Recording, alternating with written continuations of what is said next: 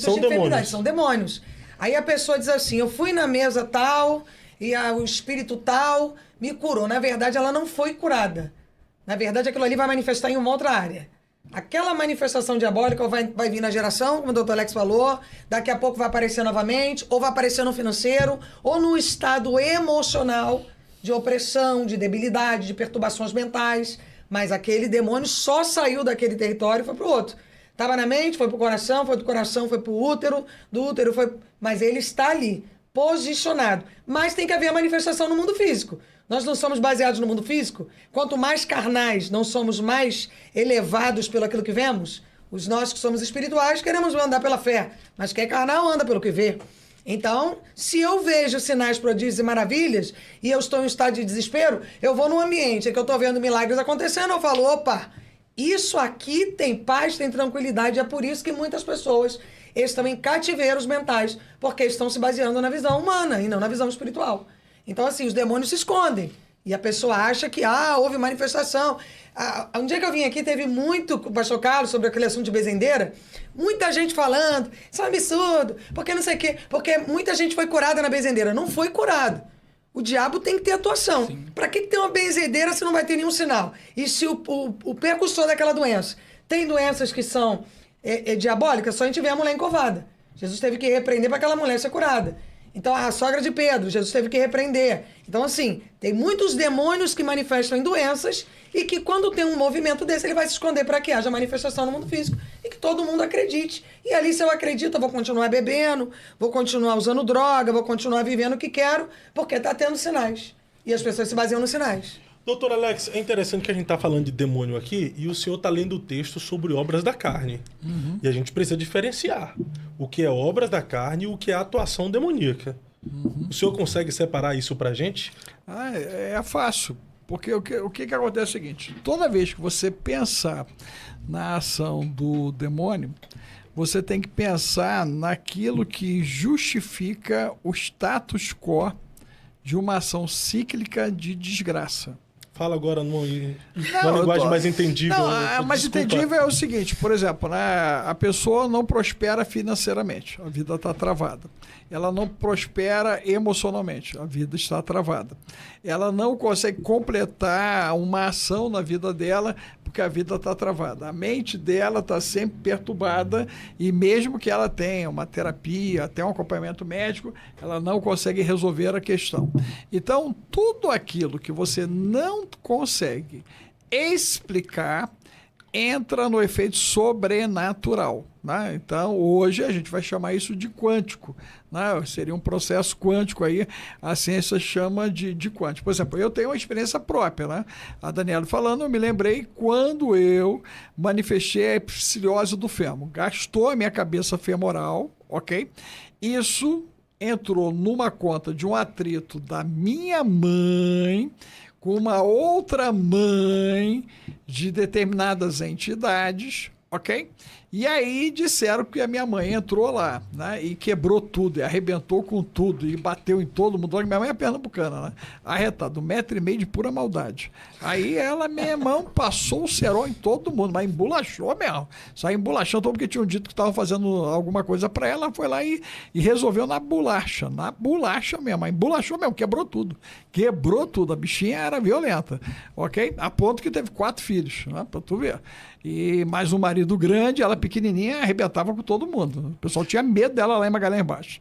Aí o que acontece? Essa senhorinha, né, minha mãe, deu 1 semana, 15 dias, eu comecei a sentir dor no fêmur esquerdo. Ok? Eu fazia judô, né? O meu sensei disse que tinha sido, né, uma contatura, mandou tomar complexo B, e tome complexo B, e doendo. Fui fazer a passagem de faixa, o colega me deu um Kosotogari, ok? Eu caí no chão, e eu urrei e desmaiei. Acordei no Hospital Central de Aeronáutica. Quando os caras fizeram a radiografia, o meu fêmur, aos 13 anos, tinha 70 anos de idade. O fêmur, ok? E eu estava com um encurtamento de 7 milímetros. Ok. E agora veio o corre-corre, era um problema raro ainda à época no Brasil, ok? E aí disseram o seguinte, ó, nós vamos ter que filmar a tua cirurgia para estudo. Nós vamos tentar parar o processo para você, pelo menos, não sentir dor. Mas você vai ficar aleijado. A coisa começa aí. Nesse momento, né, a situação, Fabinho, ela evolui, né? E os meus pais, como bons católicos que eram, né, eles correram lá para Porto das Caixas, corremos para Aparecida, né? Nada se resolveu. Como bom católico, nada resolveu, eles foram para o próximo nível. Né? No próximo nível, né, eu tomei banho de pipoca, participei de um monte de coisa, inclusive me colocaram numa roda com pólvora e tacaram fogo. Eu pensei que ia virar churrasco. Subiu, né? As chamas, desceram as chamas, todo mundo de joelho, vieram me entregar. Era um dos maiores centros da Baixada Fluminense, me entregar ao centro, que disseram que a minha entidade era mais forte do que as entidades que ali estavam, e aí queriam que eu virasse o gerente do centro. Aí eu virei para o meu pai e falei, pai, eu estou cheio de dor, cara, cheio de problemas, eu tenho que resolver o meu problema, me leva lá para o bendito hospital. Só que, até chegar na roda de fogo, eu tinha feito 2 cirurgias Fritz, eu fiz 2 cirurgias Fritz, e não resolveu nada. Ok. Mudou o bendito do médico, era outro, o cara que chegou da Alemanha, eu sou a primeira cirurgia da América Latina com uma técnica alemã, e esse bendito médico falou, olha, cara, tu vai ficar aleijado. Aí eu peitei, falei, não, só não pode dizer isso. Aí o cara me deu 1% de chance de voltar a andar. Foi dessa maneira que a coisa aconteceu. Aí eu fui ser operado no dia 17 de março, meu aniversário, 6 horas de cirurgia filmada, para estudo, aquele rolo todo. E aí, quando eu acordo, ele me pergunta como é que eu tô, devolvo a pergunta para ele, aí o cara diz o seguinte, né? A minha parte eu fiz. Eu falei, agora é com Deus e comigo.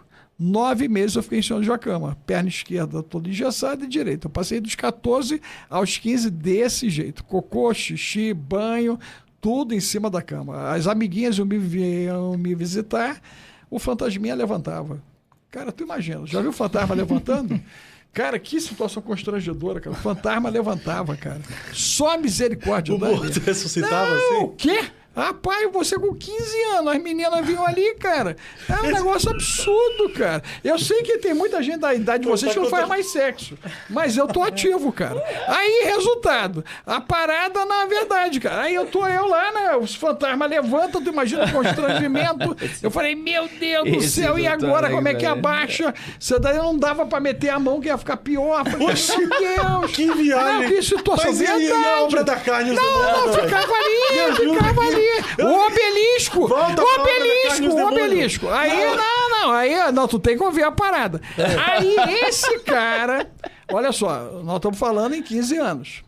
16 e 3 meses eu entro na Força Aérea para ser guerrilheiro e paraquedista infante.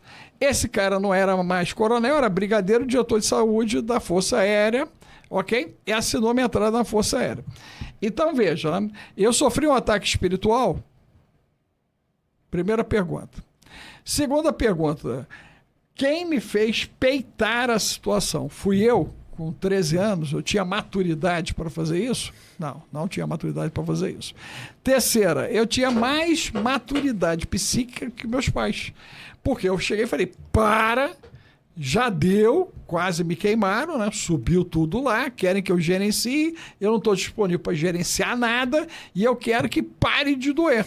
Foi dessa maneira. Então, observe que o nosso posicionamento, ele vai fazer a diferença em tudo. E hoje, né, para ficar pior, nós estudamos o campo mórfico individual e coletivo. Então, não há doença que ela não se manifeste primeiro no campo mórfico individual e coletivo. Isso é muito grave. Isso é muito sério. E aí, imagine que quando você pergunta, né, ou afirma, ou... Cara, o que está acontecendo? Por que está todo mundo doente?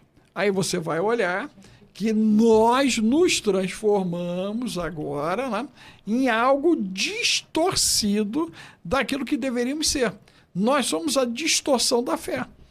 Isso tanto é real que você pergunta, não, vou perguntar pra galera aí, gente, ó, quem usa o tio da vida aí, ou conhece alguém do tio e usa o tarja roxa, por favor, mete o número 9 aí. Todo mundo do tio, todo mundo da tarja roxa, mete o 9 aí. Não, é verdade, cara, porque eu cheguei numa igreja e eu falei pros irmãos, quem é o pai da mentira? É os caras, o diabo. Ele mexe desde quando, os caras? Desde sempre. Assembleano é bom nisso, a galera pega pressão. E aí eu falei, irmão, tem alguém que usa tio aqui? 40%. Falei, gente, o tio engana o sistema nervoso central. Ele não resolve nada. Cara, tu imagina. Os caras me amaram, não amaram? Porque agora eu estava tirando uma bengala, eu estava tirando uma muleta, e eu estava dizendo, você não está resolvendo o problema de origem. Cura da alma. Ok? Inclusive, tem quantos caras aí assistindo aí? São 1.700 pessoas. Se chegar a 2.000... Tem quantos likes aí, cara? Quantos likes? Quantos likes aí? E quanto na... Rapaz, não tem like, né? Quanto? 552. Só isso? Eu já vou fazer a chamada. Cara, eu não acredito. Gente, ó, vocês aí, ó, bota esse trem no mínimo 1.000, nós chegamos a 2.000, eu vou dar o livro da cura da alma, da maldição e o mangá do ancião pra galera, né? Diz que é amigo do Fabinho, dá a data de hoje, pelo amor de Deus, que tem gente de 1 ano e meio atrás. Eu vi o Fabinho, eu falei, cara, 1 ano e meio atrás, cara, pelo amor de Deus. Então você bota a data de hoje em cima disso aí. Mas a verdade é que nós estamos numa distorção da compreensão de quem somos em Cristo Jesus. E aí nós temos, né, crente com medo da obscuridade. Quando o texto me é claro, a luz ela tem que espantar naturalmente a treva. E eu vejo um monte de gente batendo boca. Você tem visto isso, nós conversamos sobre isso no almoço, inclusive. Tem um monte de gente batendo boca. O cara está batendo boca com a treva. Então, significa que existe luz nele? Não. Não existe luz nele. Né, não é necessário. Olha só, se o Léo apagar a luz, ok? A treva assume isso aqui tudo. Ele acendeu uma luz, a treva já se dissipa. E é natural, porque é da natureza da luz dissipar a treva. É natural. Não é no argumento. É isso que está errado. Eu vejo tantas falhas no processo, cara. Porque, cara, como é que o cara quer discutir com a treva se a existência dele já anula a treva? Tá errado. Se não tá anulando, você tá desviado!